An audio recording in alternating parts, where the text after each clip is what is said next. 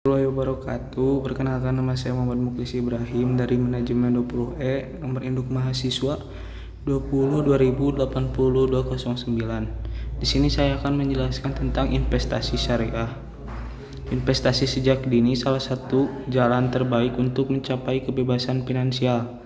Bagi kamu yang berencana untuk mulai berinvestasi, salah satu jenis investasi yang dapat kamu pertimbangkan adalah investasi syariah. Investasi syariah, investasi yang didasarkan prinsip-prinsip Islam atau tidak bertentangan dengan ajaran agama Islam. Ada 7 investasi syariah. Yang pertama, investasi saham syariah. Contoh saham syariah dapat kamu temukan pada Indeks Saham Syariah Indonesia, Jakarta Islamic Index, dan Jakarta Islamic Index 70 yang berisi kumpulan emiten atau perusahaan terbuka dengan bisnis yang tidak bertentangan dengan syariat Islam. Yang kedua, reksadana syariah.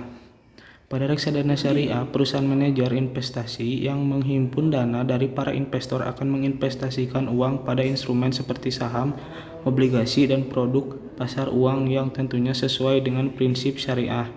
Yang ketiga, obligasi syariah. Obligasi syariah hanya diterbitkan sesuai dengan prinsip syariah di Indonesia. Obligasi syariah sering juga disebut dengan nama suku. Yang keempat, deposito syariah.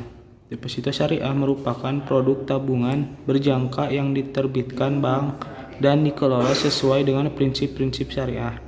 Yang kelima, investasi emas syariah. Emas adalah investasi yang halal dan sesuai syariah Islam. Bahkan sejak lama orang-orang Islam sudah menjadikan emas sebagai alat tukar.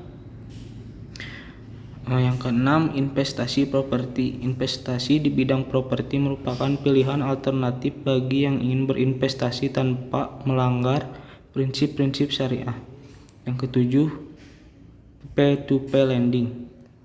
Peer-to-peer lending adalah konsep pendanaan yang dapat mempertemukan pihak pemberi pinjaman dan pencari pinjaman. Keunggulan investasi syariah: bebas riba. Untuk investasi syariah memiliki keunggulan satu ini karena prinsip Islam yang dimilikinya. Yang kedua, manajemen Islami. Semua proses dan pengelolaan pada bank syariah haruslah didasarkan atas syariat Islam. Nasabah tentu akan merasa lebih aman dan nyaman saat memilih investasi syariah. Yang ketiga, halal. Investasi syariah disebut investasi halal karena pengelolaan investasinya menjamin halal seutuhnya dari hasil yang diperoleh. Yang keempat, minim resiko. Investasi ini menggunakan perhitungan berdasarkan unsur kekeluargaan sehingga bisa meminimalisir resiko yang kemungkinan terjadi.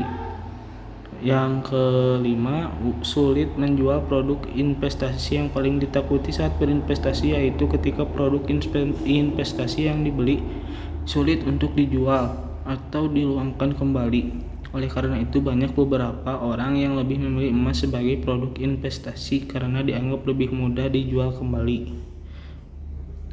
Kemudian, mengedepankan kegiatan sosial. Digunakan sebagai sarana aktivitas kegiatan sosial. Keuntungan dan manfaat tidak hanya dirasakan oleh para nasabah, melainkan juga untuk orang lain.